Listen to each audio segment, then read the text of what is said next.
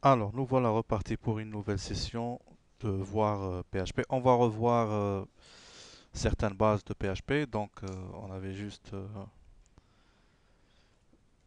désacralisé un peu ce que c'est que Zend et le framework Zend et MVC.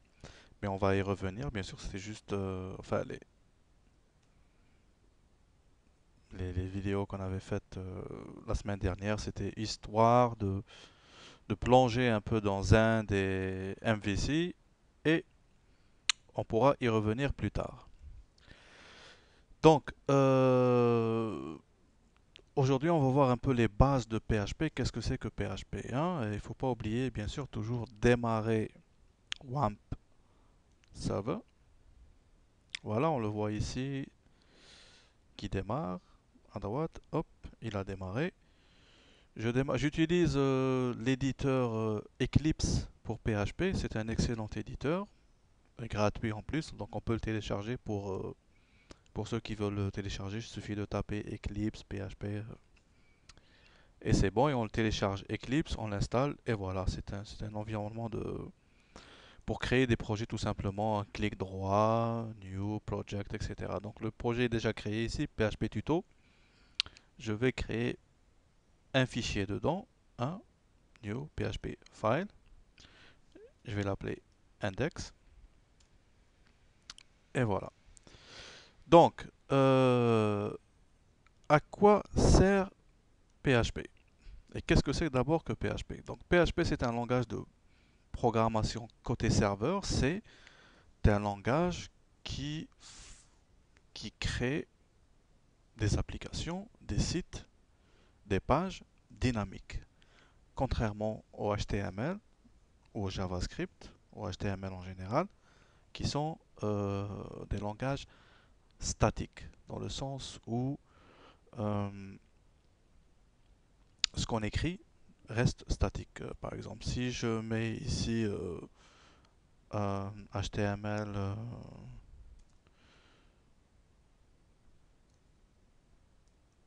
strong, par exemple, mon nom est Toto. Tiens, on va l'appeler.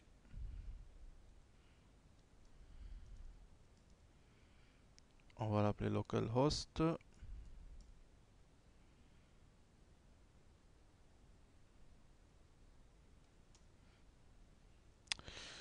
Donc, je suis dans PHP Tuto, hein, le projet.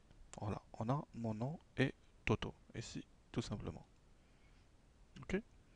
PHP, contrairement à HTML, va permettre, c'est un langage qui tourne du côté serveur, à l'inverse de HTML qui tourne principalement dans le navigateur, c'est-à-dire c'est le navigateur qui se charge de décoder ça, strong, et rendre ce texte en gras.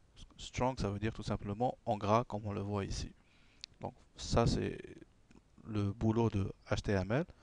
PHP, c'est plus un langage c'est plus un langage dynamique, donc c'est plus un langage qui va traiter des données qui viennent, par exemple, de formulaires, ou aller chercher des données dans les bases de données, ou aller chercher les données dans des fichiers, etc. Créer des fichiers, effacer des fichiers, euh, euh, redimensionner des images, créer des images. Voilà ce que fait PHP. Il y a d'autres langages, bien sûr. Il y a l'ASP, il y a le GSP, il y a le Ruby, et plusieurs langages. Il y a le Perl. Pourquoi PHP? Parce que euh, c'est devenu un langage très complet depuis la version 5. Et en plus, il est tout simplement gratuit. Il se base sur les open source comme Apache. Et voilà, il est devenu tout à fait in, je dirais, d'utiliser PHP. Si on considère un site comme Facebook qui est entièrement écrit en PHP, donc c'est quand même un langage qui est tout à fait gratuit, simple, parce qu'il est basé sur le langage C, et c'est très simple à la compréhension. C'est-à-dire, quand on lit le code, on comprend, c'est presque un langage humain, hein, par rapport au Perl, ou peut-être qui est beaucoup plus compliqué. Et bien sûr, on peut choisir n'importe quel autre langage, mais pourquoi faire le choix du PHP? Parce qu'il y a une communauté qui le développe tous les jours. Il y a des librairies extrêmement complètes comme Zend et Cake PHP et Symfony, pour ne citer que celle-ci. Et donc, moi, j'encourage les gens à utiliser PHP plutôt qu'un autre langage de programmation côté serveur. Voilà. Donc, quand on veut faire un site statique, simple, on n'a pas vraiment besoin de PHP. Mais si on veut des sites dynamiques qui requièrent des données, transformer des données et tout ça, il vaut mieux utiliser PHP. Je vais vous donner un exemple. Comment supposer que... Bon, alors, PHP commence toujours par ce tag. Le point d'intégration est PHP, qui veut dire au serveur qu'à partir de là, on va donner du code PHP. Donc à partir de là, le serveur va savoir que qu'il va avoir affaire à du code PHP. Donc, bien sûr, comme dans tous les langages de programmation, il y a une notion très rudimentaire qui s'appelle la variable. Donc, la variable, c'est quoi une variable? C'est un bout de données. J'essaie d'expliquer très basique parce que c'est un peu euh, la méthode ici, c'est de vulgariser un peu tout ça. Pour ceux qui savent rien, bien sûr, pour ceux qui connaissent tout ça, bon, ça va être un peu, hein. Et donc, voilà, une variable. Qu'est-ce que c'est qu'une variable? C'est un bout d'information stocké dans la RAM de l'ordinateur. C'est-à-dire que si je dis par exemple, la variable en PHP, elle commence par le signe $. Bon, ça c'est Eclipse qui me fait un peu ces propositions. Peut-être qu'il veut que je crée une cookie, etc. Non. Je vais créer une variable qui s'appelle ma, ma var. Donc ici, je peux créer ce que je veux. Je veux créer une variable et lui affecter la valeur Toto. Donc, quand le processeur va lire ce code, qu'est-ce qui va se passer? Il va réserver dans la mémoire de l'ordinateur, la RAM, un espace d'octet et il va lui donner le nom mavar et la valeur Toto.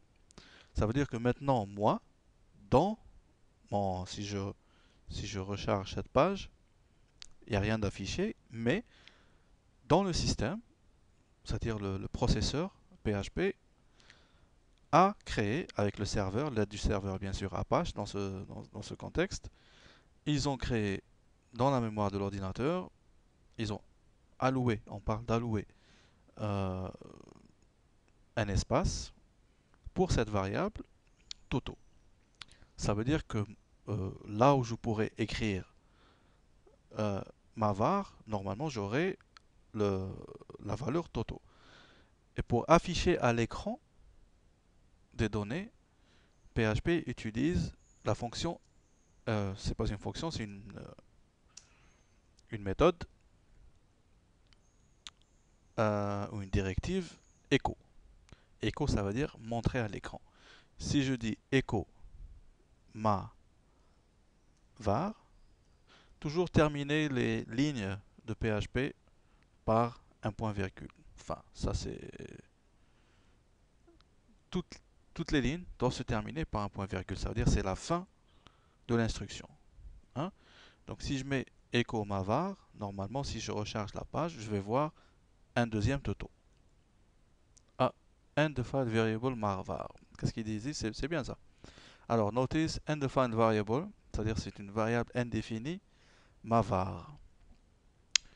Je reviens ici, qu'est-ce qui se passe? Eh ben oui, j'ai pas tapé mavar ici, j'ai tapé marvar. Donc j'ai fait un typo, une erreur de frappe ici. Donc mavar, mavar. Donc vous voyez que PHP tout de suite n'a pas quand j'ai fait echo s mavar, mavar n'existe pas, puisque ici j'ai fait un typo, au lieu d'écrire mavar, j'ai écrit marvar. Qu'est-ce qu'il a fait? Il m'affiche undefined variable, variable indéfinie, mavar. Maintenant, ça devrait aller. Voilà, il m'affiche un autre toto.